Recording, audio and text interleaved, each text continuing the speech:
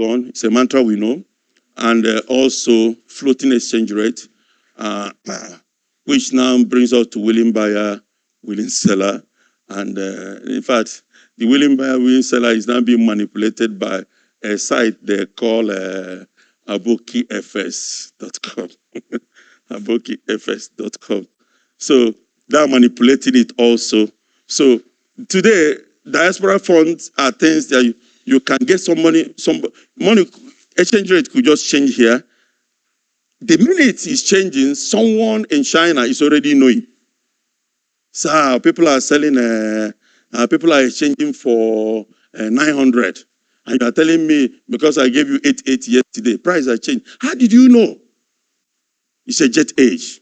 Information is very fast. Bam, bam, bam, bam, bam. So the people see it on this. How do you do your business in this kind of era?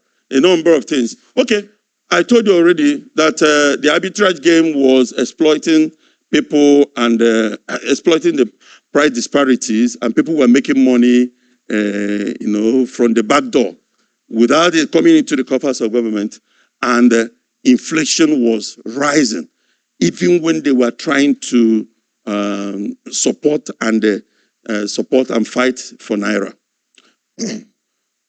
Now, what is happening today after the June 14 declaration by the president? It was a decision. That's why I said to you, decision making is very important in any organization, anywhere you are, in any cadre. If you're in the political circle, decision making is very important. If people don't know the importance of decision making, they will keep putting the whole people into crisis. That decision, it was not in the that's presidential address, but he looked away. The people carefully did not put it in the address, but he looked away and made a statement and said, "Oh, subsidy is gone." The next day, he jumped up. It was his decision, but he didn't look at what will be the effect. So any decision you take in life always have what? Effects. So for taking out, I was analyzing it with an economics. For taking out the subsidy and the taking out and made the Naira floating, so many people are gone out of businesses. Many factories are going to fold because people who imported raw materials and produce here on LC have finished producing. The price is still, they've sold a lot of them, and they were now amassing the money themselves and putting it in the bank at the maybe official 432 or 462.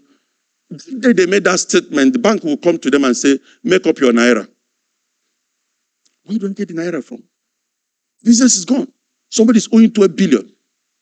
He didn't plan. The bank suddenly told him, you must make up your money because it's cashback LC, but you must make it up. I said, where do I find the money? So that person is out of business entirely. That person is dead. Okay, let's go. Usually Nigeria firms and the price of crude goes up, of course. One day I asked Dr. Doyin Salami, Professor Doyin Salami now, who is one of the economists. He was my lecturer in 2004 in Lagos Business School. I said, sir, as a businessman, and in fact, in that hall, where a few of us who had a luncheon like this, I said, sir, I have a question. I'm a businessman, I'm an importer. When do I predict that Naira or the exchange rate is coming down or going up. He said, young man, the highest source of revenue, foreign exchange for Nigeria, is crude. Anytime crude is going up, watch it. Then the other way around, that's conversely, the exchange rate will start coming down. And I've been using it all this while until I don't know what happened in the last 5 years. Nothing like that works now. So crude started going up. And you say, crude is now doing, until it dipped, it was doing about $86. And I felt, okay, Naira is going to firm up. As the crude was going up, Naira was going up.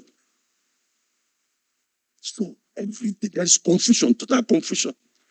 So the economics we left our Naira to is not, our own Naira is not being managed by the books.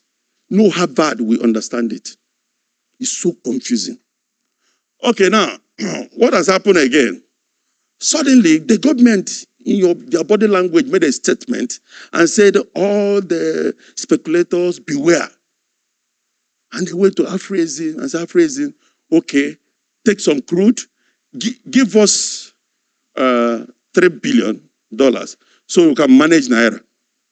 The night they made that statement, the night Mali was receiving the thing from 𝐓𝐇𝐈𝐒, the exchange rate started dipping. That was just last week. Just a week today. A week today, Saturday last week, somebody was offering me money for 840 and was begging me.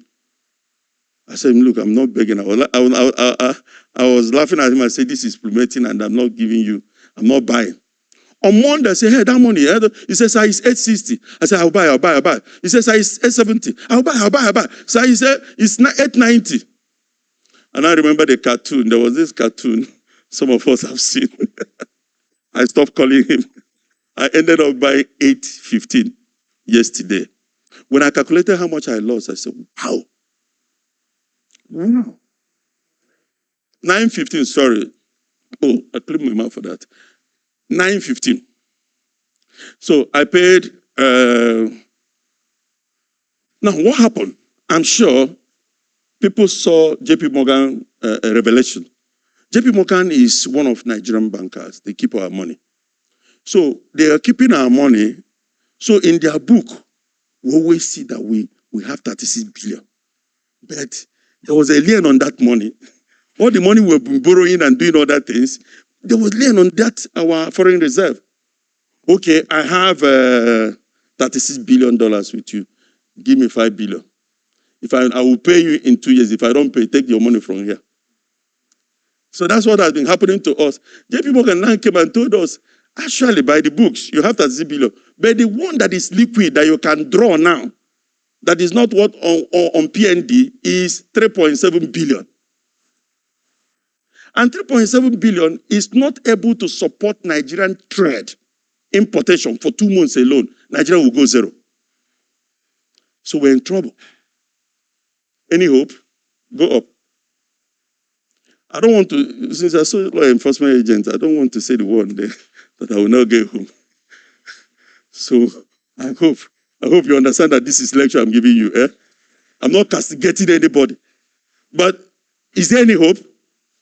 Any hope? Yes, there is hope. Government wants to intervene. Government wants to intervene. I've always told anybody that the worst mistake Nigeria made was the last administration. Wallahi. Was a big mistake. At the point I will sit down and be crying for this nation. Because I read. Not only that I read, I go for international seminars. I understand how these economics work. But in Nigeria then it was free for all. Free for all. As if there was nobody managing our economy. And that's how we got where we are. But you see this administration and any other administration will not be that what? Callous. I've told them that this administration, our president is an accountant.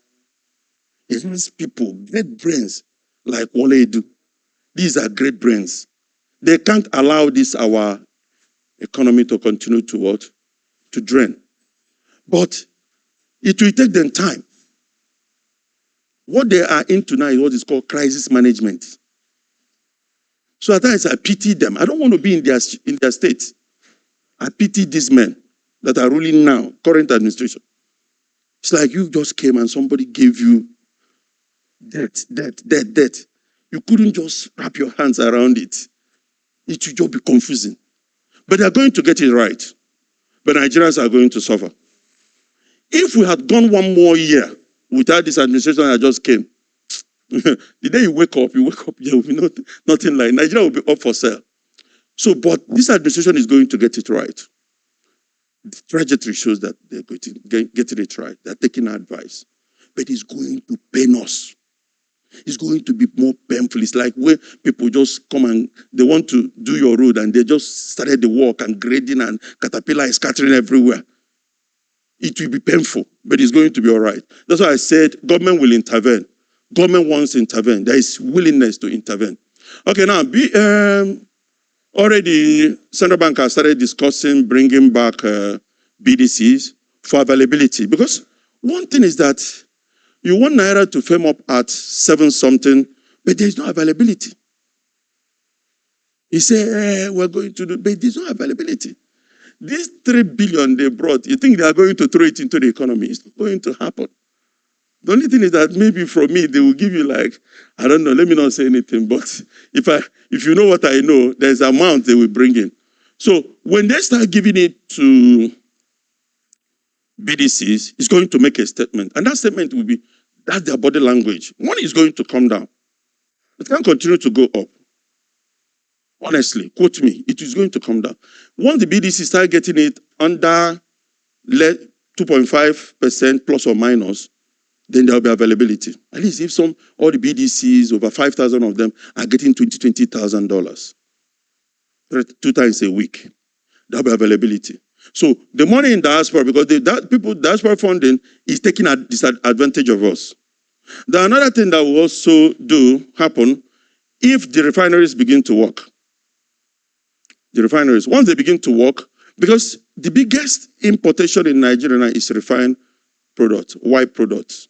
And they're the one asking for forests all the time. They're the ones asking for forests all the time. So when the refineries will come upstream, especially the private refineries, we don't know when Dangote is going to come. Yeah, Dangote had meant well for Africa and for Nigeria. But along the line, this one is just business. I don't want to say something I know about it. But some people didn't manage that project well. So the man is spending almost double of what was proposed to be spent. Some people, some contractors from India didn't manage it very well. So that's exactly why he has not come upstream. But he's a businessman. It's not like Nigeria. Nothing like pipeline for him. He's a businessman who has a lot of money to pay back, $19 billion. And this is what syndicate funds. So the man has to do something. And of course, you know that where is he going to get this? He's invested in Nigeria. He can't generate that money in dollars. He can only generate it in Naira. So that 19 billion has made him poorer by the devaluation of Naira. And that's why he's no longer number 1 in Africa. So that's why so many of you are becoming poorer, thinking that you are still rich because you have Naira, Okay. FDI, we're expecting, once there is political stability in Nigeria, once there is political stability, that's why I'm praying. Okay, let there be judgment. If it is this government that will rule, it can give judgment. If it's they're going to do anything like rerun, let it happen immediately. A businessman should be making that prayer. Let there be political stability because no foreign organization want to throw in their money where there is uncertainty.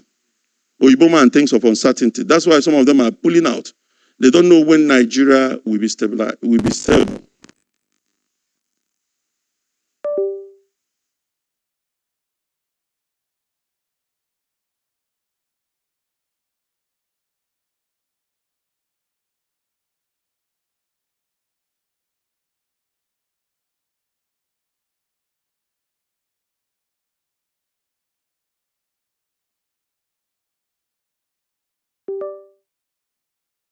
We ask you want me to bring my money to Nigeria? Outside there, they are selling money $750. Central Bank say when your money comes, we give you back to you in Naira and that's why Emirates is no longer flying here. We thought they are losing revenue. We are losing more.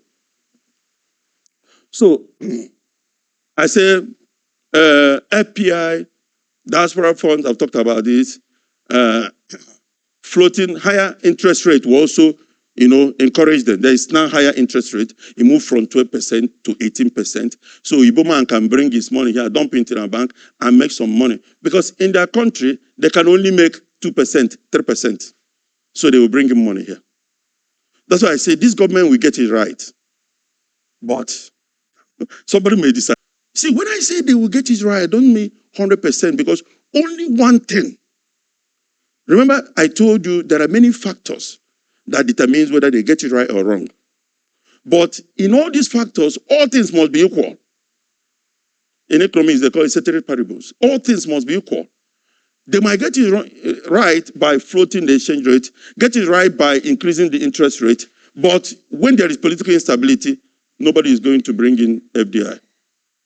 So our FDI is all-time low, and foreign diaspora fund is coming because they're enjoying the thing. They're enjoying. Somebody called me. He wanted to buy a house in Abuja he said, do you need about $167,000? I said, at how much? He said, 930. I said, I don't want. I said, well, doing that day, this thing happened last week. He finally sold it at 850. He called me and said, what? I just lost 13 million. I said, you didn't lose any 13 million. When we made that money in America, you are taking advantage of us that are making money in Naira. So when you go to village, you can't buy land again because those in diaspora, once they change normal dollar, money will be everywhere. So let's go. Go up. Okay. Now, how do you make wealth, sustain wealth in today's Nigeria? In a business environment that is very hostile, how do you continue to make money? I'm sure this is what every businessman here wants to hear. One thing about Nigeria hostility in terms of environmental issues is what happened in the last 3 years in Nigeria. You hear about sit at home in the East. The whole revenue there has flopped. Good enough, I have businesses here and there, Aba, Onitsha, Port Harcourt. So I can tell you the revenue I was getting there, how the revenue had dipped because of sit at home. Dipped so much, dipped down to 40%. It dropped by 60%. The sit at home, the NSAS strike, the exchange rate crisis, the monetary and fiscal policy changes. Now, what happened when you talk about monetary fiscal policy? Let me explain it. I'm sure some people understand, but others don't have. Monetary policy is done by the banks, the Apex Bank, like the central bank. This is where it doesn't concern government. They are all just, this one is on their own. This one is on their own. Fiscal policy makers are for state actors, and it should just be distinct from monetary policy. But unfortunately, in the last administration, there was a merger. So that's why somebody, because of political something, decided to change our Naira notes. And there was crisis, because it was a fiscal policy that was now mingled into monetary policy. So because of that handshake and love, the ways and means that should cap at 5 trillion went as much as 20-something trillion, 23 trillion. Where will government pay central bank that money? It was a case of, okay, 30 minutes gone. Now speed. Go. Okay, wealth creation. It starts with desire, question, then process. Everything desires. Of course, there is nobody here who is not desirous of making money. Am I right? Everybody here wants to make money. Okay, what question are you asking? That's another thing. How do I make money in this harsh economy? Is it possible to make money? Okay, if it is possible, tell me the process. Okay, let's go. I have 15 minutes to say this. Let's go up. Okay, desire. What are those desires? Maybe someone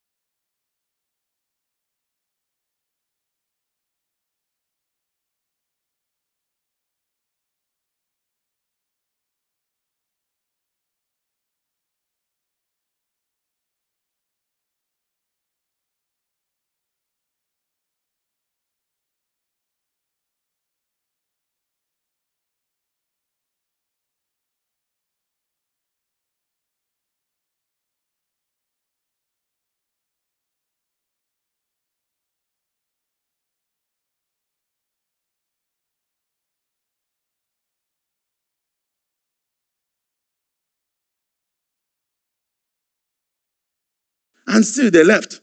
Because once they punch the exchange rate, they say, look, if you pay me 1,000 pounds, I had better leave you. Because Nigeria, when they convert it, they say that, oh, I'm earning 1 million a month instead of as against staying here.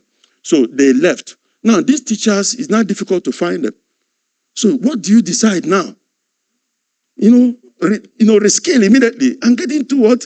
Teaching. That's why I say job, decision about job. Do you continue to be an accountant?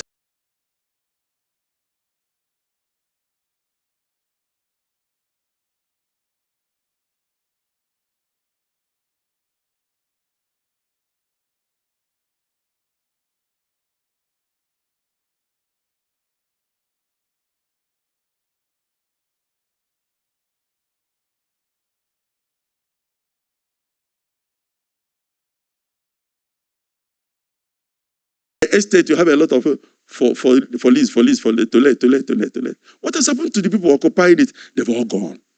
So what kind of house should I build? Where should I build? Is it going to be low income? Where? So do I need political appointment?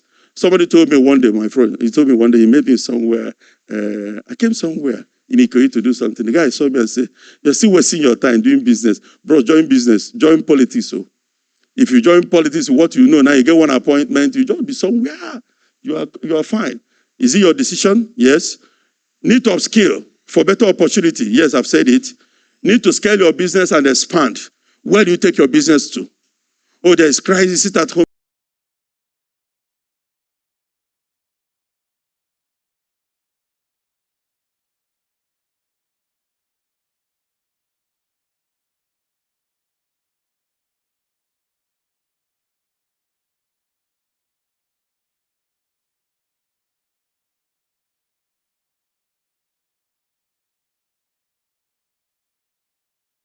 This African country, a lot of instability. Their policymakers are not, they're not that smart in Africa. But I believe by the time we leave the G7 and G20 and maybe join BRIC, I don't know, Nigeria should join BRIC now.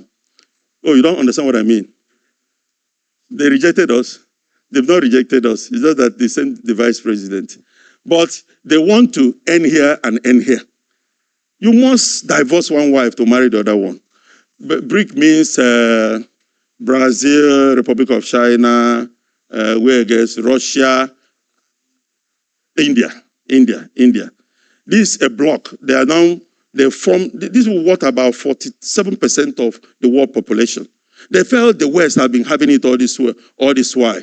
They need to form another formidable, bloc that can stand against G7, G20, because Nigeria, they will continue to exploit us.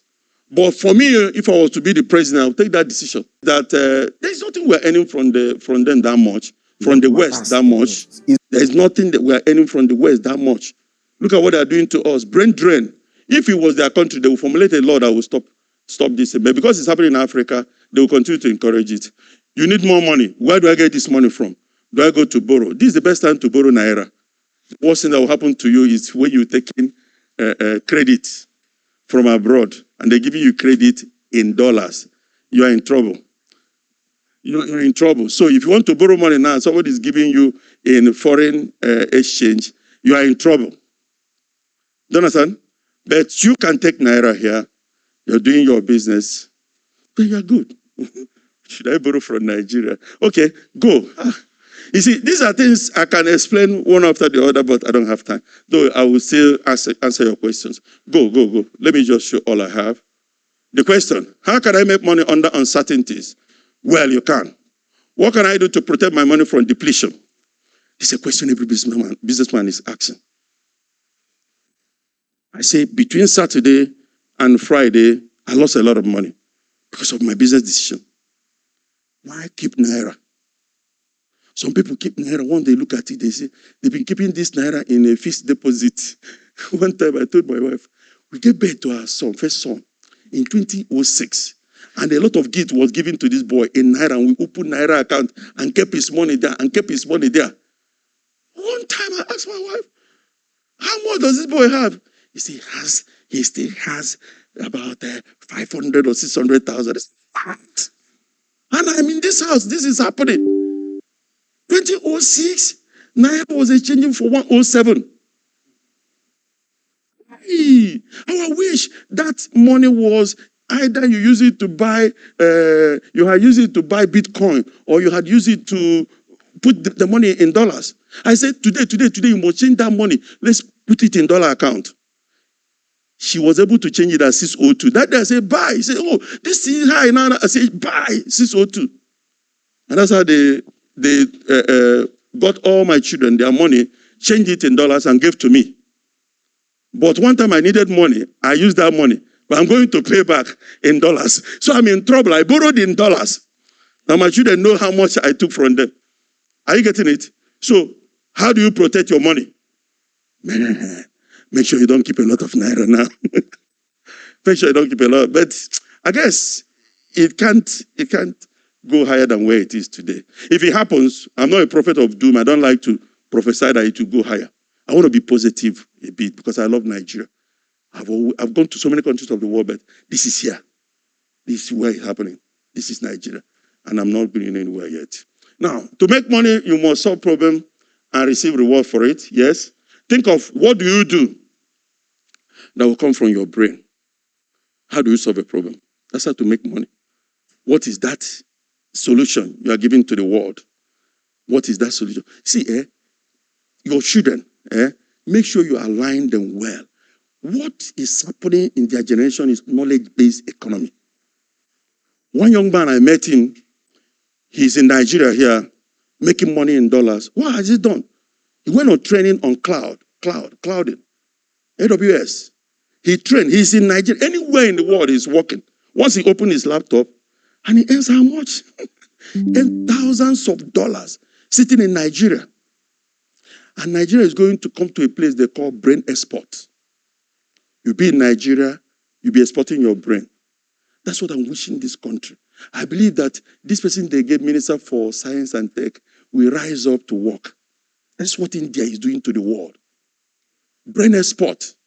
If you call Standard Chartered now, their customer service, who will answer you? From India. Because they have cheap labor there and less tax. Nigeria has brains, good brains. Now, by today, we should be exporting the brain. Not Japa, we sit in Nigeria and we do it. All we need is just political stability. Okay.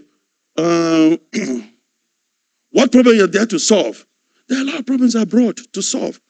The people around me, I'll tell them, look, go and do something that you can be in Nigeria and you make more money. Not only trading, every day trading. Buy this one, lose money. Buy this one. No. What is that thing that you can be on the system and you're making money? And you're making money. And they pay you in dollars. Okay, let's go. Process. What do I do? One is knowledge, identification. So I can't see again. Let me write about. Okay, let's go up. I'll show you. Analysis. Okay, number one, knowledge is power. Exposure to knowledge is very important in good decision making. That's number one. In terms of decision making, you need knowledge. Information gathering. Don't be a lone ranger. Interact with people. I wake up every morning and I call nothing less than 4 people. But what's the exchange rate doing today? I call Dubai. I call Turkey. I call Nigeria. I call anybody I could ask. I call importers. Boy, what is going on? I call my bank. What's going on? What's going on in the I&E window? This information is now changing every hour. So you need that information all the time. You can get this information through formal and informal education. I've said it to you. And it is continuous. The knowledge you have yesterday can't compensate for trouble of tomorrow. Did you hear me? It's a quote. The success of yesterday is not enough for the problem that is lying ahead tomorrow. Knowledge helps one to understand, seek to know the latest rate. That's why I put it there. The latest rate. One guy called me and said, sir, every day you call me for rate, you've never bought from me. I say, yes, you're one of those people that compare their prices. You've never given me good rate. Continue to give me. The day you give me a good rate, I will start buying from you. It's okay now. But honestly, I use him for information gathering. Okay, let's go. Identification. There are many alternatives, to solve wealth creation, to solve wealth creation, growth, and expansion challenge. There are many alternatives. So what do? You have to identify the alternative, the one that is suitable to you. There are ones that are Christians. You take decision as a Christian. There are ones that are traders. You take decision as a trader. So you must look at the alternatives. You must select the solution best approach among possible ways. A Christian must select what conforms to his or her faith. Like, where I put the food hub here, I took my children to eat one day, and I got where they have varieties, and they began to look at it. For me, I am lactose intolerant, so when they were taking yogurt, I did not take yogurt, because if I should take yogurt, I'll become uncomfortable after 2 hours. So that's why I say, look at the alternative, what works for you. More examples, think of replacement cost. Some people import, and they got money at 760, and their goods down to 3 months and came back and are now selling, and they are happy. They will be punching their money based on a calculation of 760. Look at the prevailing rate. Otherwise, your replacement cost is what? Impacted. What it means that if you are importing 20 containers before, after calculating your gain on the other one, you want to buy again, you get 19 containers. One is gone. So you think on your replacement cost? No. I wanted to say, this is advice Pastor Tommy gave us when we were in 2004. He came to the class and said, guys, how many of you have school here? Nobody. How many of you have a church? Nobody. He said, you guys are not in the right business. If you want to make more money, build a school. If you want to make more money, build hospital. If you want to make more money, set up your own church. Somebody like me, I frown. That was in 2004. One woman had it. I mentioned her school now. She said, yeah. School in Ikoyi. One woman had it. Went and opened school. And other people I was consulting for open schools, they are making money. So, should I open school now? Maybe. You need to open. Because most children are being born in Nigeria. Let me tell you what will happen to the population of Nigeria. By 2050, Nigeria will be 400 million. 400 million or above by 2050. So what will happen then? You need more hospital, you need more houses, you need more what? Because the more we give the my gosh. Okay, my time is running. I wanted to say that the growth, the death and the giving of birth is not proportional. One is higher, the other one is very low. So, and the more our life expectancy will increase in Nigeria, then we're going to hit that number very fast. There are businesses that react fast to exchange rate. Yes. I do mobile phone business. I play in the oil and gas business. I play in real estate. I do a number of things. Real estate does not react to foreign exchange. What do? Once I see the thing that is about to happen, I'll move my money to mobile phone. I buy mobile phone and keep. That's how I keep mine. I don't keep Naira.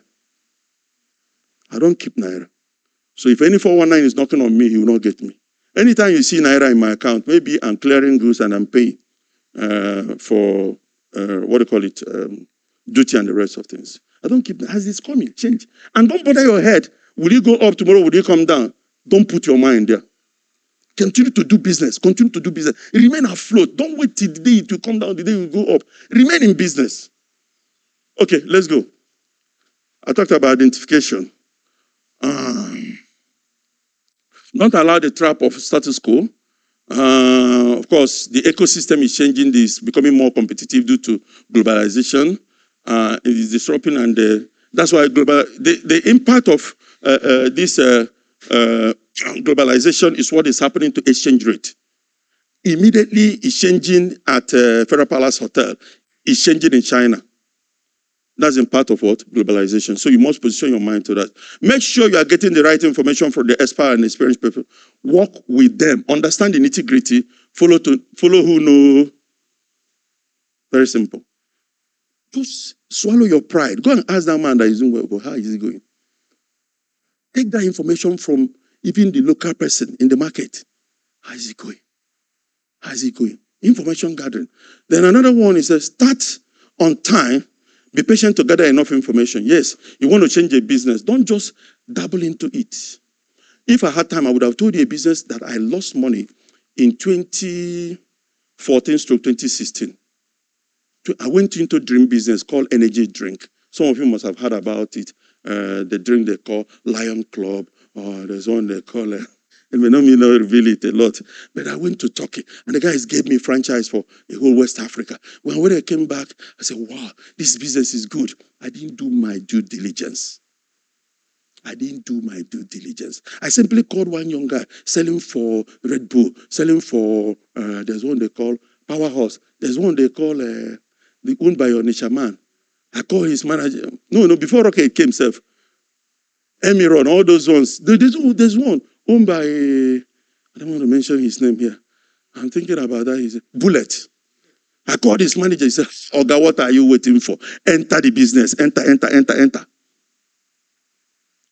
I entered that business. I came without my 10 fingers. All were burnt. The story for another day. So, when you want to jump into the business, don't use both legs to test a flowing river. Use one. So, if the current is high, you remove your leg. If you jump inside when it wants to pull, the next thing is that. Yeah, fine. So, write them down for better sorting. Oftentimes people just get information in their head. They process it in their head. It's a lie. Any information you're not processing on paper, you are not processing. Even Bible says it. He said, that vision, write it down. So that he that read it will what? Wrong. So you must write the vision down. Okay. Research online for facts and figures. Okay, run up. I will soon be there. Analysis. Get mentor who will tell you the unknown secret.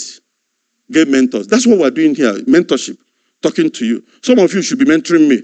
But because I have the platform, I'm mentoring. So avoid being biased, self-opinionated. When somebody is biased, it's when you think, I know what I'm doing. I've been in business for a long time. Man, the ecosystem is changing. The landscape is becoming steeper. What do you do? Listen to the least man. I went to a big man's office one time. He was calling the field person.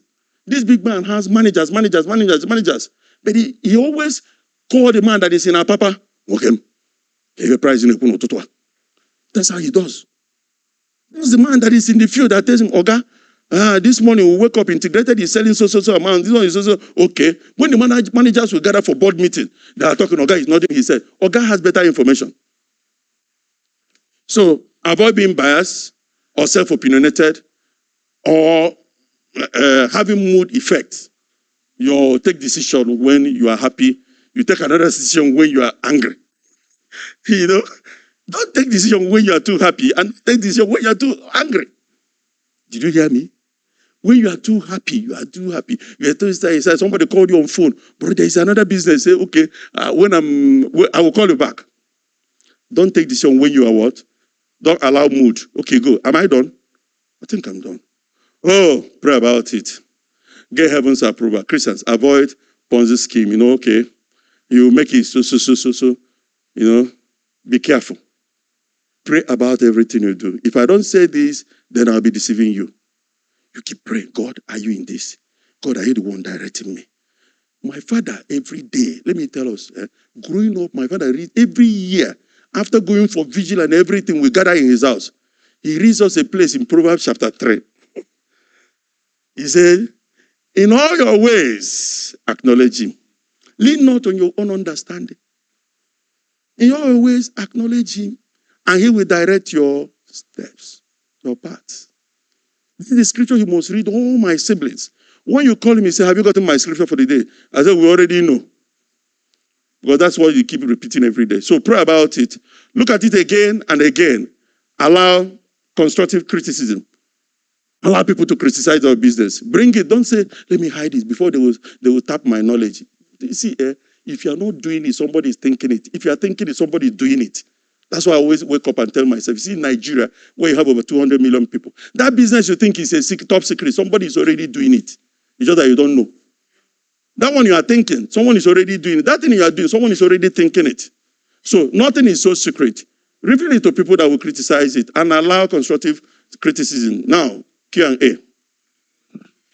Later. Yes. Okay. Thank you very much for listening. And I believe you have choice to choose to agree or to disagree. Some people were doing their head when I said, and it is your choice. Eh? Take your decision. God bless you. Put your hands together.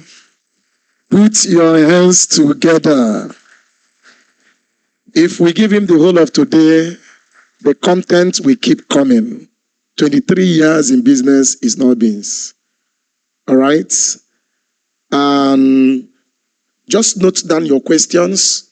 We have a section for Q&A where the first engineer Nande will respond and the second speaker will respond at the same time. Please, there are some leaflets on our tables. Put those questions down so that you don't forget. More so, the slide, we will avail you opportunity of having the slide. So on this notepad, just give us your name, your phone number, the one that is on WhatsApp, and if possible, your email address. With this detail, we will get these materials across to you, and more also that will be helpful in the course of progressing your business. Permit me to invite the second facilitator, the person of Mr. Emeka Onuchukwu. Let's put our hands together. You know, while the first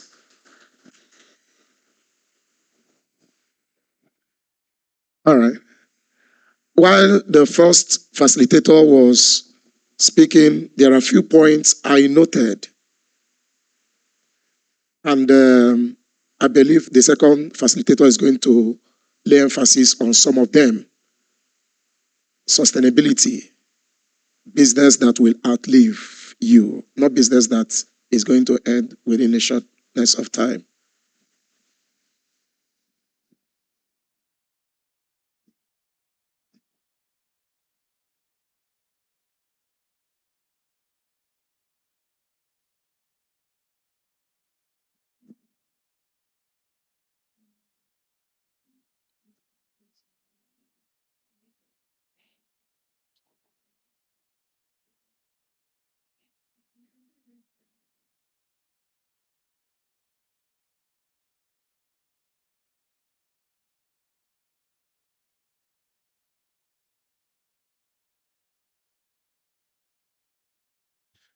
Okay, a very good afternoon, everyone, and welcome to this business seminar stroke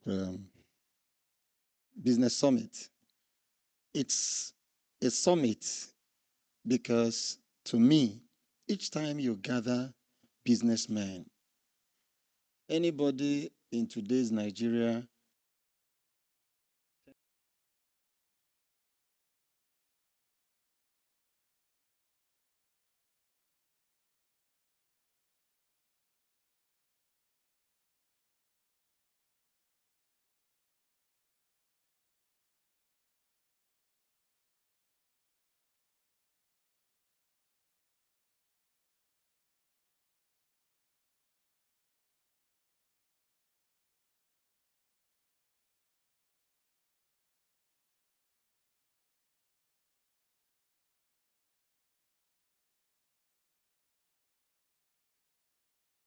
It is extremely fertile for productivity. And it's also extremely dangerous for animals who do not have strong defensive mechanism. You'll be wiped. Please start with that video immediately, please.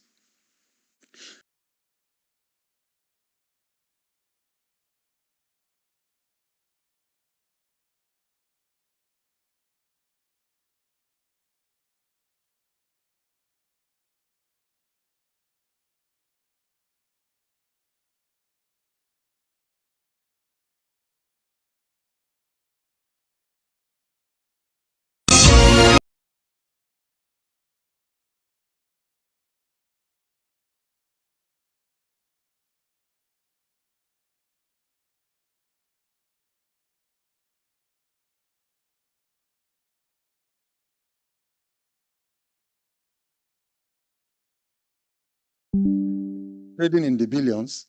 And I said to him,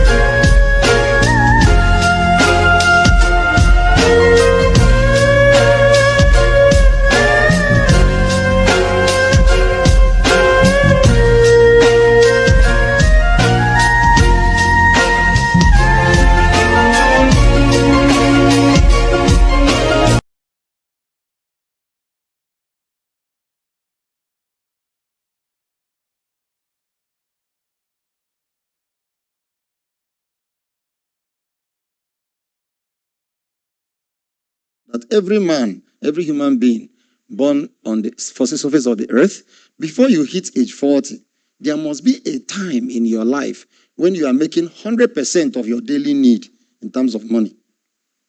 Explanation. It could happen when you are 10 or 15, 20, 25, 30, 35. But before you hit 40, there is a time, and that period does not last less than 6 months in your life, when you are making 100% of the amount you need to sustain your life at that level. For instance, when you are 25, your income was, your daily expenditure to sustain your life at that level, whether married or not, I don't know. Whether you have 10 children, whatever you own or is your expenses, 20,000. Before you hit 40, there must be a time you're earning 40,000. And it will last not less than 6 months. And the hypothesis is that your success or failure depends on what you do with that extra one you are getting. If you want to quickly get much more, you end up like this man. I learned of a businessman in Nigeria who is doing well. But suddenly, another big boy came to him and told him that his business is great, that there is so much money in it. But the problem he has is capital. Please help me. I am in crisis now. That crisis is not crisis of that I don't have opportunity. The opportunities are excess. But some people want to crush me and take over my opportunities. Help out. He made inquiries and found out that true, this guy is great in business. He's doing well. But the last speaker said due diligence. He didn't do enough due diligence and went into that business. At the end of the day, somewhere around maybe 8 billion naira was lost. And when I heard that story, I told them that I'm not interested in discussing that story because it's a business I'm into. And I know very well that before anybody gets into a business of that magnitude, there are certain questions you should ask. Why didn't he ask it? And unfortunately, he has 2-3 of his friends that are doing the same business. Why didn't he talk to them? Or you don't know the antecedents of somebody has a way of repeating itself? So how can you tell me at your level, you went into that business and released 8 billion naira to somebody? You didn't ask questions or what? Could you not going to forget? I told the person, forget them. Those guys are big. They will settle themselves. If he lost that money, no problem. That means he has more. I'm not bothered. Just last week, somebody came to me and said he has 50,000 metric tons AGO sitting at Lome. I should come and buy. By the way, I'm in oil and gas business. And I said to him, send me the documents. He's began to tell a story. I said, no need for that story. There's a procedure. There's a process. If the business you are bringing cannot go through that process, I don't need it. My mentor, who is my boss, has a word he tells me every day. Emeka, if 1 + 1 does not give you 2, forget about the equation. That something is wrong with it. He says it all the time. Monday we'll be in a strategy meeting. He will tell me the same thing again. If 1 + 1 did not give you 2, leave that mathematics. There is a formula that you don't know. And that formula you don't know, if they use it to get 1 + 1, 5, just know that one day, 1 + 1 will also turn 0. All right, on that note, we commence the second session. Please, let's get the slides on the screen. The second session is going to be talking about corporate governance and business succession. This screen is not very clear, but okay, probably may put on this particular light and see if we can get clarity. So, how many of us know the animal called a dinosaur? You know the dinosaur? Have you ever seen a dinosaur? But they said it existed. And today, there is no more any dinosaur. Can anybody think, have you imagined why such a massive animal that shouldn't be killed by any other go extinct? Humans didn't kill them. Nobody removed them. How did the dinosaurs go extinct? What happened to them? A little research. If you type it in your phone now, to show you. Sorry, welcome, sirs. Okay, so they wish you off the light because it actually gave a better clarity, right? Is it affecting your coverage? It's fine like this. All right, so look at the screen. You will find that the dinosaurs went extinct not because other animals ate them or because they didn't find food to eat to sustain themselves, but because myth has it that there was a large asteroid that impacted. Asteroids are extraterrestrial objects like balls of fire flying around in the not stratosphere, in the higher level of the atmosphere, in the outer space. Thank you.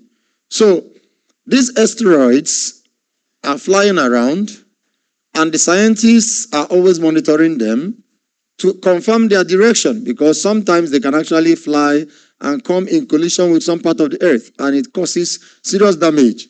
Now, myth has it that there was a time there was a large asteroid that had a widespread environmental impact. So note the word there, environmental changes, such as a nuclear winter. And there was an effect that caused the atmosphere no longer to be comfortable and conducive for the dinosaur. And what happened? The dinosaur died. It couldn't adapt to the new atmosphere and it died. Now, in contrast, there were mammals like we who were able to do what? Adapt to the changes caused by the asteroid strike, and therefore they could survive. That's why we're here. That's why we humans survived. Because they were able to adapt to the change that took place. But the dinosaurs, as massive as they were, couldn't adapt. I want to let you know that no matter how big your business is today, no matter how much cash you have in naira or in dollar, it can wipe out in as short as 5-10 years. Maximum. I mean, no fraud though. Nobody stole your money. Nobody deceived you. You didn't, nothing. Just environmental changes. What we call business environment.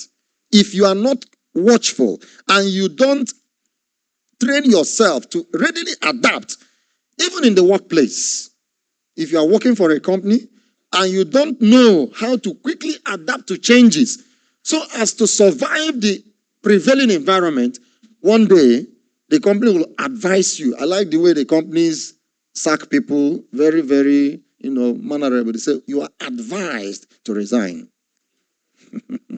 They will not sack you. They will advise you to resign. If that doesn't happen to you, you will be relegated to what they call one-man office. You will be in an office that nobody comes to you, and there will be no paper that will come to you. The civil service can do that to somebody. You will be in a place where no paper will come there. Nothing. Because you have become irrelevant. Why? You refuse to adapt to the changes that are taking place. The worst is that the businessman, if nobody comes into your shop to bring money, neither do you bring money to anybody's shop. Naturally, it's only a matter of time that business will just do what? Die. So we are talking about corporate governance and succession plan. Let's move, please. So the business dinosaurs have been there. How old are these institutions? Coca-Cola is how many years? Look at the screen. 131 years, Coca-Cola. Shell, I love the way they put their own story. It dates back to 19th century to a small shop in Aspamda. Their own is what? Small shop in London, where the Samuel family sold seashells. Today, Shell is one of the world's major energy companies, employing an average of 93,000 people, operating in more than 70 countries. How many years old? 116 years old. Move. We are talking about the dinosaurs in business. IBM, please move. Move the screen. IBM is 112 years. Toyota is 86 years. Nokia is 158 years. Samsung, 85 years. Chevron, that has a long and robust history, began when a group of explorers and merchants met and established what they call the Pacific Coast Oil Company on September 10, 1879. How many years? 143 years. Dinosaurs of business. Let's move. They were able to adapt. Now, Nigerian dinosaurs, UAC, Leventis. Can you read the names I have on that board? Kingsway. Do you know where they are today? That's why they are in red. They have died. UTC. Okay. Standard Bank. Okay. Barclays Bank. Liver Brothers. They are struggling. Unilever. PZ, struggling. John Ho, struggling. CFO, AO, struggling. Dunlop, gone. Michelin, gone. Volkswagen, gone. Peugeot Mobile, gone. Cadbury, alive but struggling. NTC, May and Baker, alive, struggling. RT Briscoe. Then there were the airlines, all of them in red. Can you read the airlines? Some of our fathers flew these airlines, but they are all gone. Nigerian dinosaurs die easily. Why? Nigeria is the epitome of what in business we call the VUCA environment. It is volatile, it's uncertain, it is continuously changing, and it is ambiguous. That's the VUCA environment in Nigeria. Now, these are the Nigerian dinosaurs that survived up to 60 years. Sorry, Julius Berger is about to hit 60. So even though, sorry, it's nearing 60 now, yeah? Even though it's the last one. Now, I'm moving fast because as we are moving, your mind should be asking you, 20 years from today, will your business name be in red or in white? Because somebody will do the same analysis 20 years from today, 50 years from today. Will your business name be in red or in white? Will your family wealth, the wealth you've acquired now, will it be in red or in white? Yours will be in white in Jesus' name. Nigerians and religion. Okay. Reasons why businesses die in Nigeria. Entitlement. Oh, no. No. Are you moving? No. You've moved away from... okay, thank you. Yeah, that's where we are. So, First Bank PLC. I want you to look at these businesses that are in white that have survived up to 60 years. There is one thing about them that is common for all of them. If you know, you will just let me know. I'll give you the microphone. You tell me. Something is common with all of them. Or about 2-3 things are common with all of them. 2-3 things are common. If you just think about anyone, you tell me. I will move on. I won't just stop. There is First Bank, Oando, Sterling Bank. Sterling Bank, the name then was Nile Bank and eventually merged with some other banks. And then Adenuga bought majority shareholding and it is still Sterling Bank today. Then the United Bank for Africa, UAC, of course you know, started like a trading company and then eventually where it is today. And then Julius Berger. Okay. Did anybody notice something common among the 4 of them or the 5 of them? Okay. Yes, sir. Due process. Thank you. They don't jump into something they see immediately. Just like what the first said. You don't jump into something and you ought to study very, very well. Thank you. Any other person? No right or wrong answer. This is why it's an interactive session. Slow in taking decisions. Same thing. Due process makes you take slow in taking decision. Small companies are nimble. They could quickly change their minds. On Tuesday, I fixed a vessel for $40,000 per day, and I'm taking it for 10 days. That's $400,000. And as soon as I finished fixing it, I went to NMPC and got information that someone fixed for $22,000, though mine is going to Calabar. But I felt bad, but I couldn't change it. It's a company decision.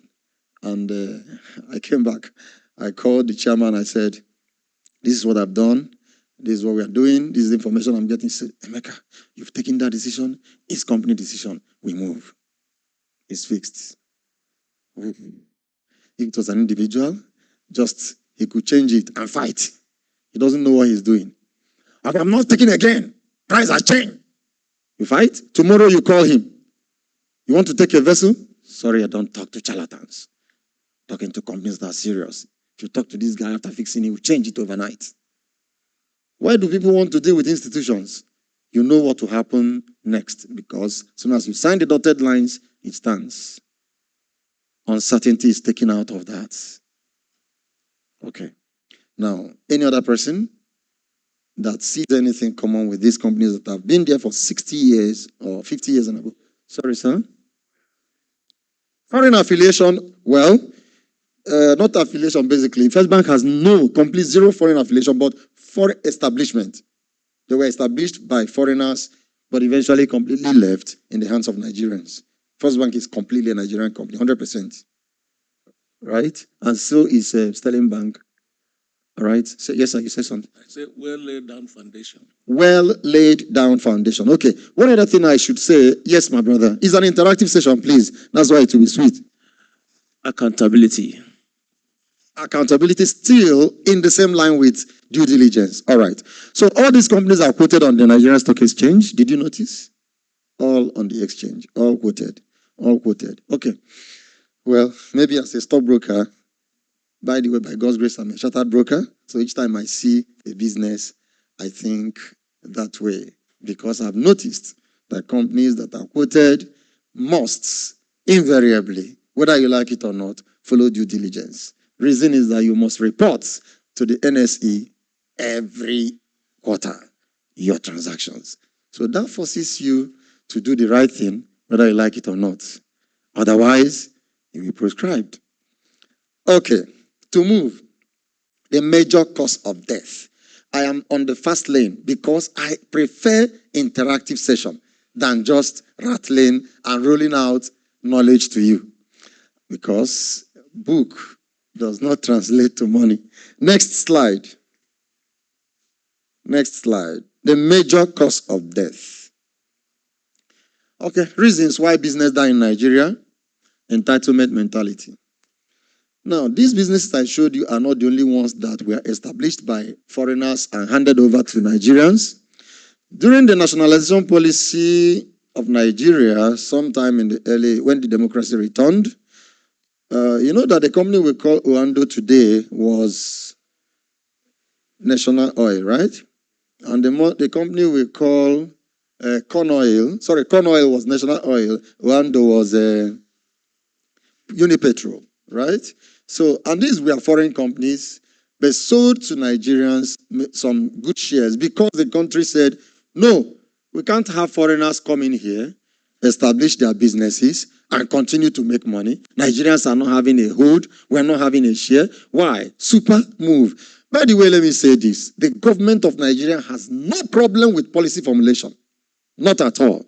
So when the last speaker said that this administration is getting it right, he's talking about policy formulation.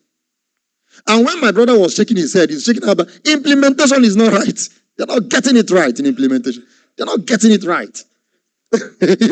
He's vehemently refuting the procedure. The process is wrong. That's not, look at the forex that we just talked about. Go and check simply which countries are floating their exchange rate. Countries who are full on ground, that are dictating things for others. They are the only ones that can float their rate. Because if you are struggling to get up and you are floating your rate, you are a dead man. They will trample you. Because you don't produce nothing and you are floating your rate. But you know what? It is more of political economy than economics. And that's why I will advise every businessman, get informed. You know, I started with about information. Get informed. Business is no longer just what you do in your shop. It's no more. Because a whole lot influence that thing you are doing in your shop. Therefore, you should get informed.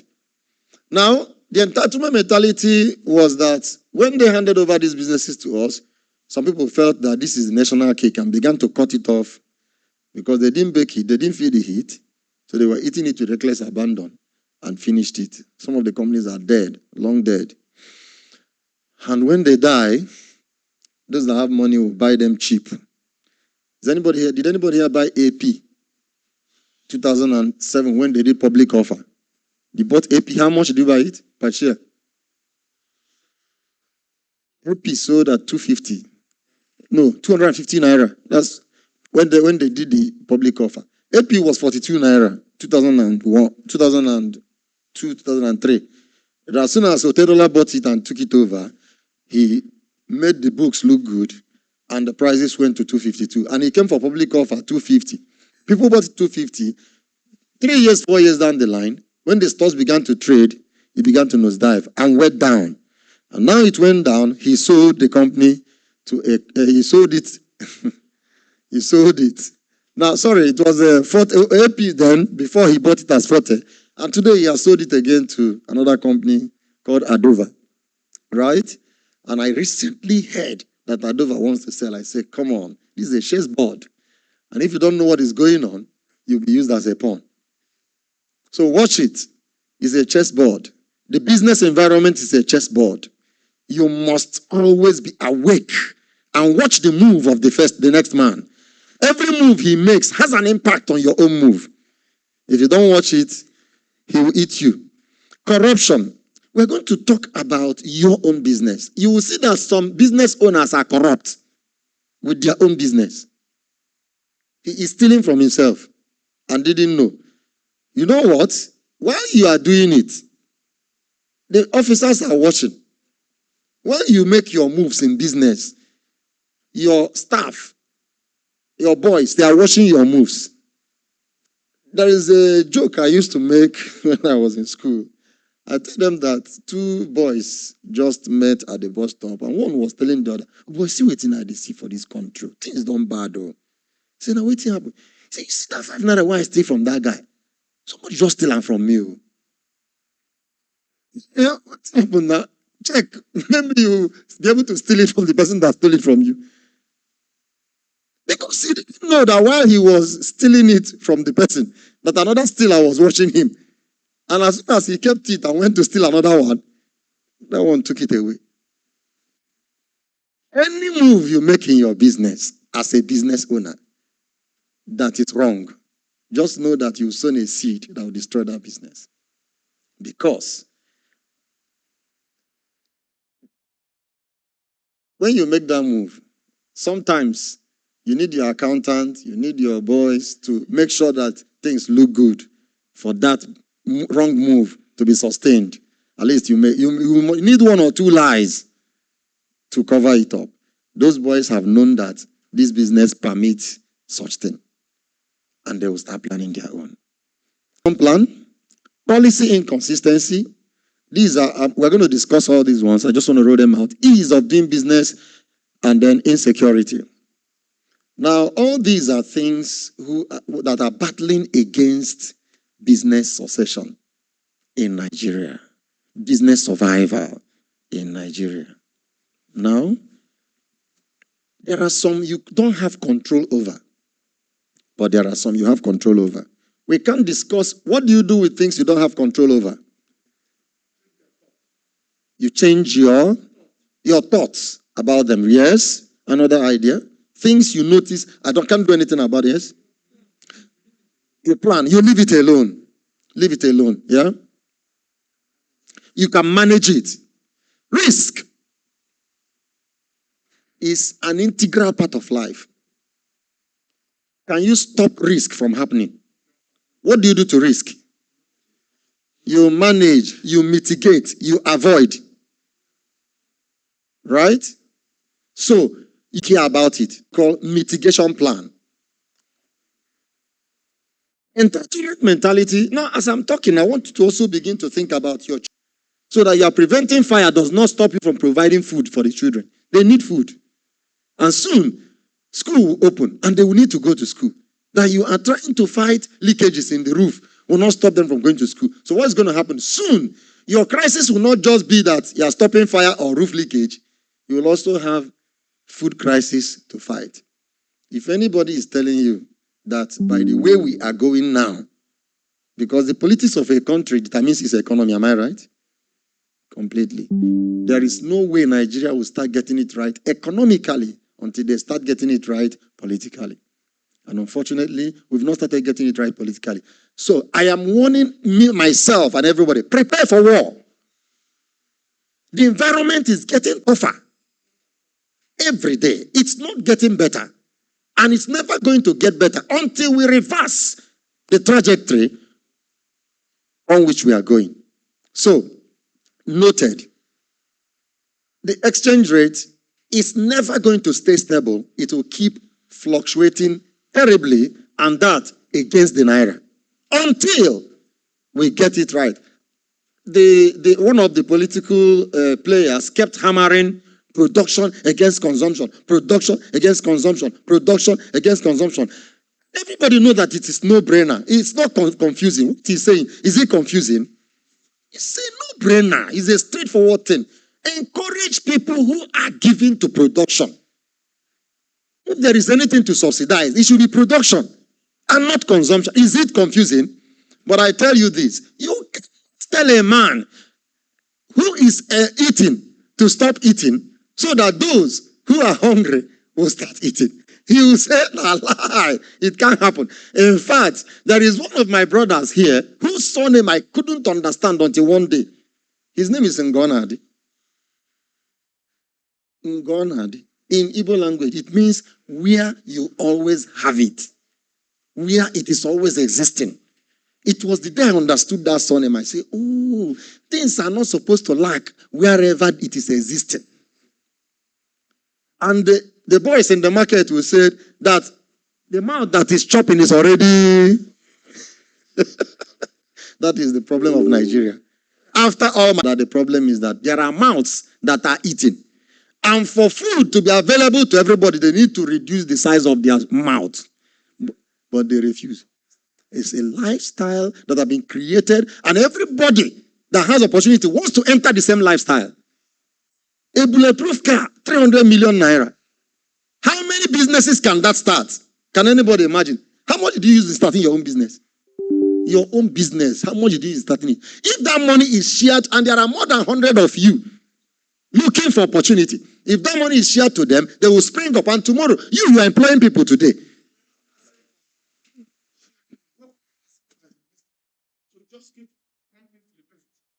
Companies to have space to be alive. The same thing that the foreign companies are doing, countries are doing. Come to a farmer and tell him, for this farm you are cultivating, we are allowing you to do this. We are allowing you to do this. We are giving you this. Come to the man who started a factory. Where I ran a factory in my hometown producing spoon, aluminum spoon. At the age of 20, I was managing the company myself. If anybody had come to me and said, boy, you are doing greatly, how do we help you? All I needed that time was a better furnace. I was using a locally constructed furnace to smelt my aluminium. I will go and carry aluminium from Nimahia, all these motor parts, engine parts, bring them, smelt it, and bring ingots and begin to cast spoon. Producing spoon. And people will be coming from all over the country to buy my spoon. My father started the factory. By the time I finished secondary school, I took over the business and started producing. But a day came, we couldn't buy diesel again. You see what diesel is doing now? Note, it is going higher. It's not coming lower. We sold 795 naira at the depot on Friday. Tomorrow, Monday, we are selling 800. It's not a threat. It is what dollar gave we are doing, right? It's not a threat. That's what is happening. Now, I couldn't buy diesel anymore. I had to start using charcoal to power my furnace. And the efficiency dropped at the age of 20. If I had anybody who came to help me to support that business, today, that factory will be alive. But today, the factory is dead. Succession plan. Environment. Now, I remember I was talking about policy inconsistency. What can you do? You can't do anything about it. Policy inconsistency. Therefore, how do I mitigate against policy inconsistency? We'll come down to the processes which will do a lot of good. Ease of doing business is not going to change by you. It's a political economy. So it's the government that can influence it. Insecurity, we can't do much. It's a political thing too. Because you can see that there are so many things that all you need to do is to control your own environment. You can't change them. That's the consequence of your business environment. So you have to plan to mitigate. Move to the next slide, please. Now, I want to show you that weak structures are the major reason why companies die in such a VUCA environment. In an environment that is very volatile, very uncertain, in an environment that is ambiguous. You don't even know where it's going. You need what is called corporate governance. So most companies lack governance structure, which seems to be the black man's major weakness. These companies are operated without strong standard operating procedures. This has led to crash of several companies. Let me tell you something about my experience. I hope everyone here will pick one or two things from it. I met somebody 2011 in Apapa. And by the time I met the man, he was just about coming into the oil and gas business. And just like the last speaker said, don't test the water with both feet. Oil and gas is massively scalable. If you have 1 billion naira in today's naira, you can only buy 1.2 million liters of diesel. That's the much it can buy. But a cargo of diesel comes in small tranches 5,000, 10,000. So for you to get 5,000, that small patch of 5,000 metric tons, you need somewhere in the neighborhood of 6 billion naira to get it. By the time I met this person, he could bring that 5,000 metric tons, but he didn't start with that. He started with just 500, a tiny portion, buying from those who imported, not even attempting to import. He bought from those that imported. And what happened? Tested the waters. Oh, okay. I can see that this business is a business of patience and carefulness. So what do? I can now plan myself how I will be working step by step. He started. But at that time, he had only one staff, and that staff is his wife. And the wife was there as the goalkeeper, Van der Sar. While himself goes out to score goal, the wife is protecting their own goal so that they don't concede goals. The first step to making a business that will last is that your defense mechanism must be watertight. That's the first step. If your business will ever last beyond the next 5 years in Nigeria, defend your capital. Lock your doors. Don't let anybody touch it. No matter what the person, no matter the good story he's telling, lock up. I said what? Lock up. Close your doors. Don't let your capital flow out. If it must leave under proper supervision by you, so you know where it's going. No matter the story the person tells. Okay, you dey look for dollar, abi? You know now writing Okanga them they see dollar. So write it through some of these smart boys in the bank, and then they will bring you dollar at a cheap rate. Say, hey, and I'm here since dying. How much do you need? I need $1 million. Okay, that one a small thing now. We can give it to you in 5 minutes. And as soon as you pass it, you will see the $1 to come. Did it go? What route? You can't explain. The 1 + 1 is not 2. Because you know that there is no dollar available. How come that one came? The next time they will say, Oga, you still need to say yes. How many? You will say 10 million because you want plenty. You have violated the law or procedure. You push maybe 10 billion to him. He will send you $1 million. And I said, okay, what is the balance? Okay, relax, the money is coming. Story has started. You will not see the other one. It has gone. Establish a lock-up system for your capital, no matter who is talking. This money is not leaving unless I know where it's going. And that place, the route it will go to where it's going, I know it well, that there are no bandits on the road. So, corporate governance starts with establishing strong procedures. So when I came on board to work with this person I told you, the first thing he did was to employ accountant and auditor. Accountant and what? Auditor. I was not happy. I said, why are you spending money? We just started and we need to. I didn't understand it. Accountant and auditor. Not just accountant that will be counting money and tell you how much we got today, how much we remitted in the bank, how much we are supposed to pay this person. No. The auditor. What is the auditor doing there? To check the processes. Oga, this money we are sending here, the procedure is not clear. What they said is not following the right procedure. I'm not sure about this. He helps you to check the processes, internal processes.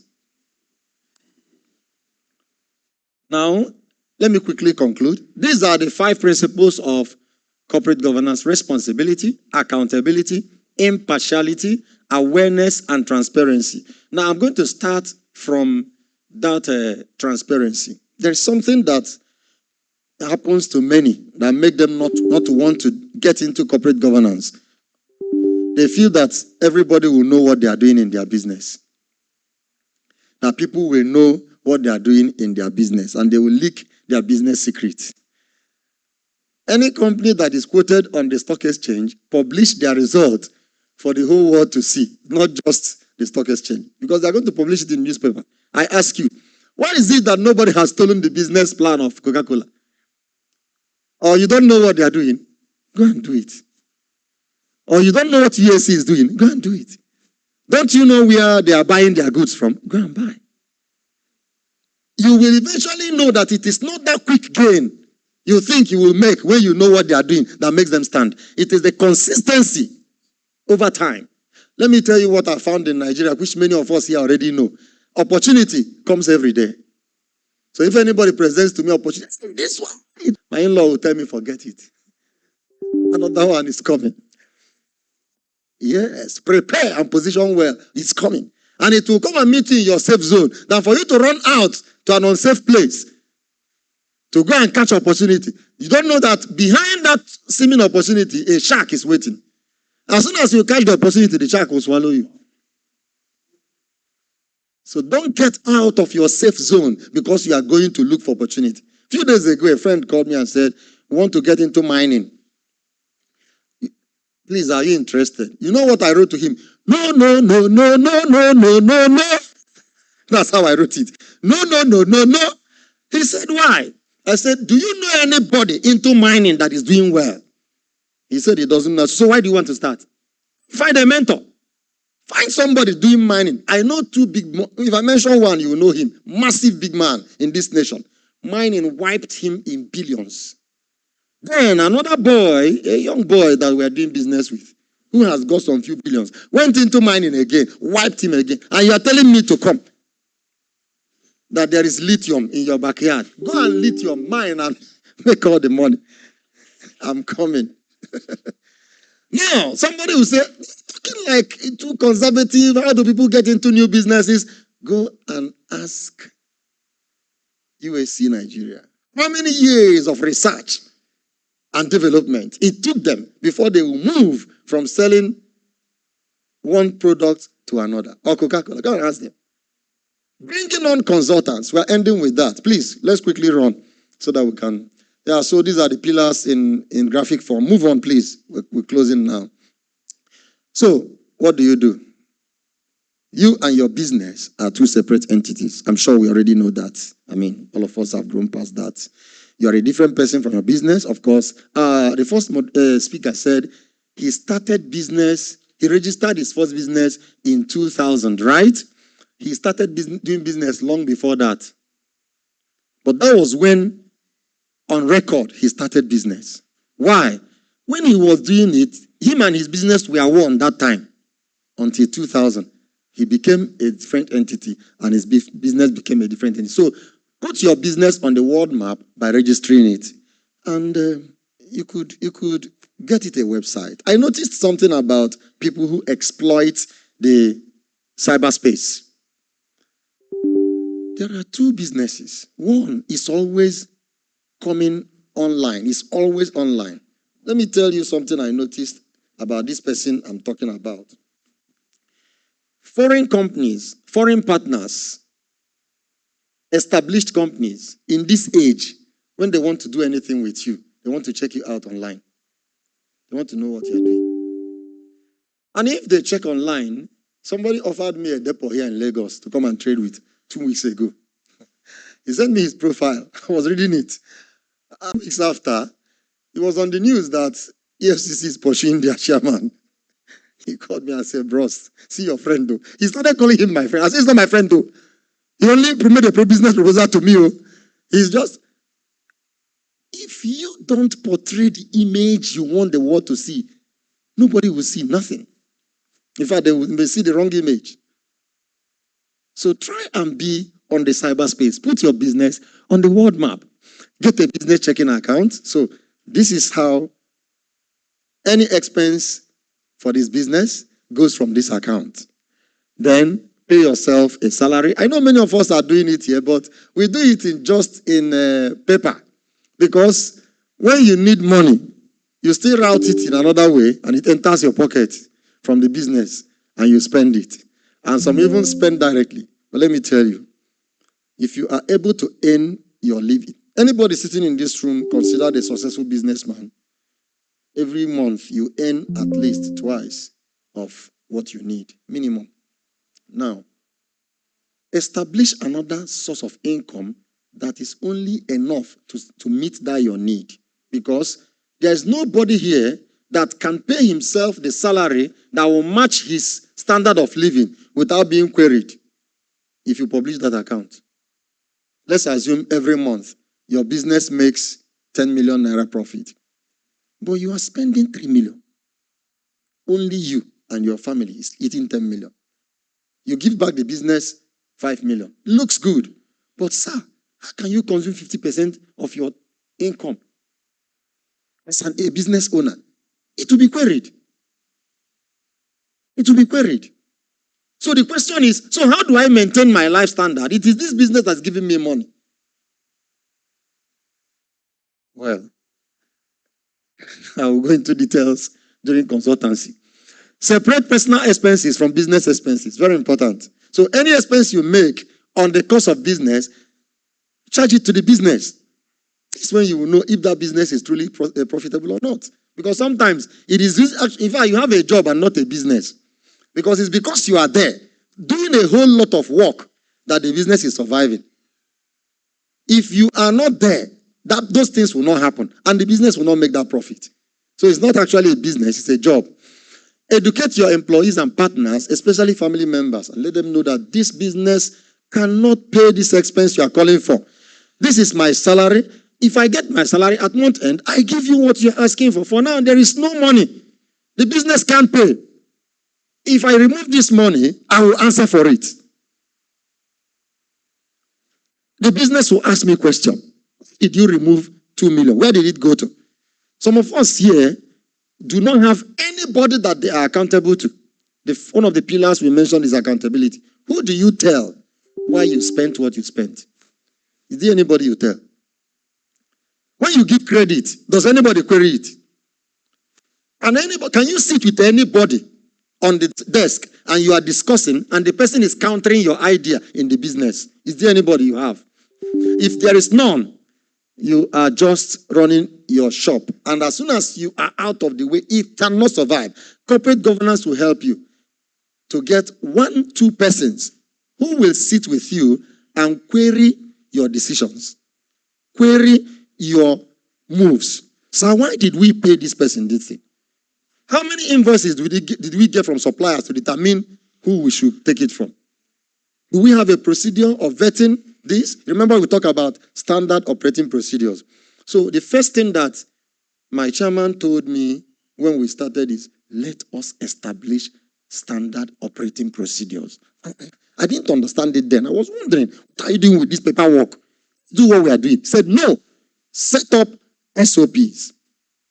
And we started working on it. For this to happen, this is the procedure. For this to happen, this is the procedure. It was after we have established these SOPs, signed them as policy documents, that anybody that is going to do this for this company will follow this procedure. You know what that did for us? Today, as I'm standing here, my vessel is bathing in Calabar to start discharging. But I am not worried because the procedure is set in place. And it will continue discharging. Monday morning, we commence sales. All I need to do is to give few instructions and sales will continue. And I don't need to chase anybody because there are procedures. For you to release 1 liter to anybody, there is a procedure. So, thank you very much. He's telling me that time is up and we're rounding off now. Please, I will plead with you. Go to the next slide and we just... what happened to these companies when the owners died? Can you check? Do you know any of them? I have many, but these are the ones I could just put. What happened to their owners? What happened to the company? Is there any of them operating today? All gone. Just a few years back. Why? Because there was no corporate governance structures in place. Decide what you want. You want a private or public company? There's something I'm thinking about. Somebody has a 10 billion naira he's doing business with. At the age of 65 to 70, he can't see anybody wanting to take over this business. You know what he did? He took the 10 billion naira and bought a company that is already existing. That is worth 15 billion. He bought 60% of the company. So you know what he did for himself? all the brains, all the intelligence that have gone into establishing that company, he bought all of them over and put his people. Of course, if you buy a company, you know you have control now. If you have 51%, you have control. So he bought 60% and took control of the company. He used the remaining 5 years of his life to put in place the structures that is for his betterment. At 70, he retired and sat down and started collecting profit as company is running. The question is, if he decided to keep his money, what would have happened at that 70? He will come to a point that he will start sharing out that money without knowing it. That's important. What do you want to be like, or who do you want to be like? This is very important. Remember, we all have our different desires. We all have our trajectories. But it's important to decide, who do you want to go like? Which company do you admire? Among the businessmen you know, who do you like what he's doing? For me, I like what my mentor is doing because I've watched him transit from just John and Sons Nigeria Limited into a business group that a Greek company found him worthy to partner with and came all the way from Greek and they made a partnership with him and said, this partnership is not about bringing cash to you, but bringing technical support. So if you want to do business with NNPC, we'll support you. If you want to do business with Shell, we'll support you. Just 2 months ago, Shell came for inspection and said, this is the only Nigerian company that passed all our tests. Corporate governance. Clap, sir, please. That's amazing. Shell, and it's not Shell Nigeria, Shell London. So there is no mago-mago. They came all the way from London, came to Nigeria, came to our office, did all their inspection, checked all our books and said, this is the company we want to do business with, and gave us certification. Checked all our equipment and said, this is it. Properly managed, top notch. Because the structures are in place. But it was there when we were only able, it was the husband and wife. So I'm talking about what I saw happen in the past 10 years. Growing from husband and wife into a business that can do business with Shell, London. That can be talking to NNPC. That can be talking to any company anywhere in the world. And I watched it happen. And I was involved. So I can tell you it's doable by you. Your business can grow into that. You can develop that kind of structure. And when that happens, my brother, that's the only time vacation will work. I and my brother, we were somewhere the other day. He told me that going for vacation is useless to him. Now, whenever maybe he's in America, and when they are going to bed, we are awake now. So when America is going to bed, he's supposed to sleep. He wake up with Nigeria. Or when he's in China, China is waking up. Nigeria is going to bed. America is afternoon. So he runs 24 hours almost, gets barely 4 hours sleep. And yet he went on vacation. He said the vacation, not the work. I told him that, my chairman, because there's a structure in place. And we were making money while he was on vacation. As against being afraid. And he's not afraid of anything. The structures are in place. So, in conclusion, get a mentor and then start with setting up the proper system. Get a good education on corporate governance. Please, I plead with you. Get a good, that's why I said knowledge is important. Call someone to talk to you. Call someone to educate you. And pay good money for it.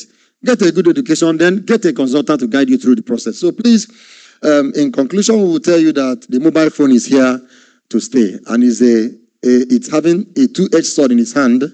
It killed the landline, killed television, killed computer, killed the clock, killed camera, killed radio. Move on.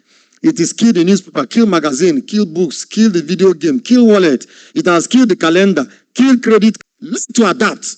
I just wanted to use the mobile phone example. Adapt quickly. Adapt. And for you, the greatest skill you have as a businessman is that adapted. Learning, ability to learn the new situation and quickly adapt to it. And you know what? It has clouded the flag. It's killing so many things. I say, it will never kill about me is my soul. Phone should not kill your soul. Have time to pray. The last speaker said, pray, pray. Talk to God for inspiration because Albert Einstein also have inspirations. Thank you, thank you, thank you, thank you.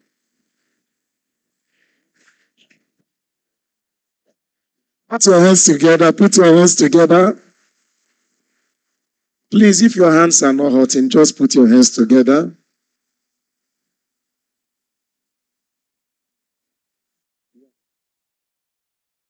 Okay. We want to take attendance while we are taking some other stuff. We want to keep in touch with you. Please, when you're done, you pass. You pass. We want to take attendance to be in touch. Okay. It's like some of us are not taking the guidelines. And again, if you are in need of the slide, they will come on demand. They will come on demand. These are intellectual property, and you're not expected to share them without getting approval from the facilitator. Please, these are intellectual property. You can be sued for piracy. Okay? So if you need the slides, that's why we want to have these contacts. Your email address is important. It will be sent directly to your mail. Your phone number, we want to have continue this interaction. And if need be, you want a further consultation, we can arrange how you will get further consultation.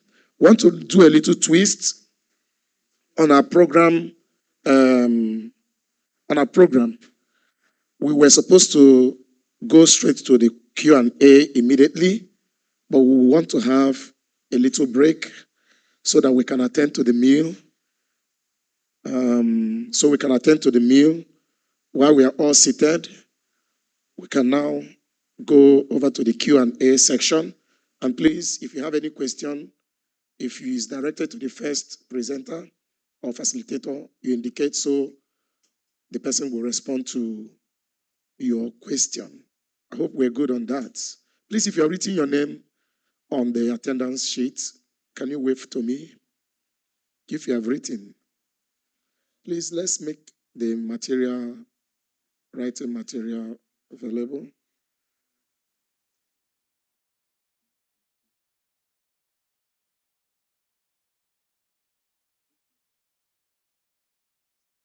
Please remember to start putting your questions together so that during the Q&A section, we don't struggle to get the questions.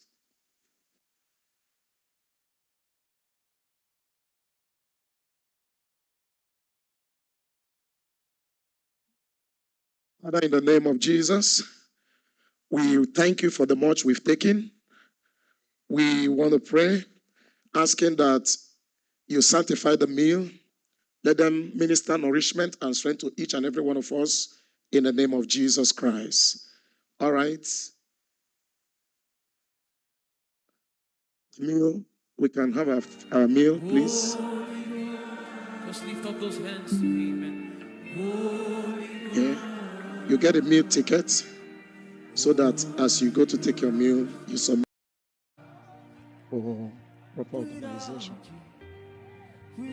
So relax, you can stretch your feet and then keep preparing the questions so that when we come back, we take the Q&A section.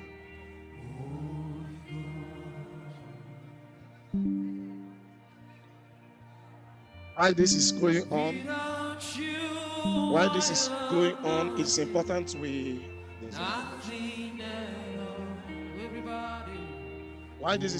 it's important to inform you the convener. Without you, I am nothing at all. Call Him Holy Ghost.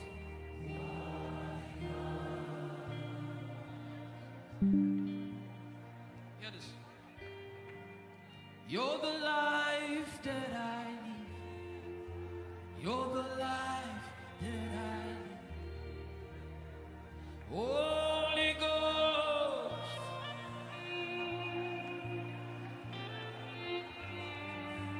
You're the life that I live. You're the life that I live. You are my Holy Ghost. Take over, Holy Spirit, take over. Take over, Holy Spirit, take over. I cannot run this race alone, except you take over now. I cannot do ministry on my own, except you take over. Yes. I cannot heal myself by myself, except you take over. I cannot do it on my own.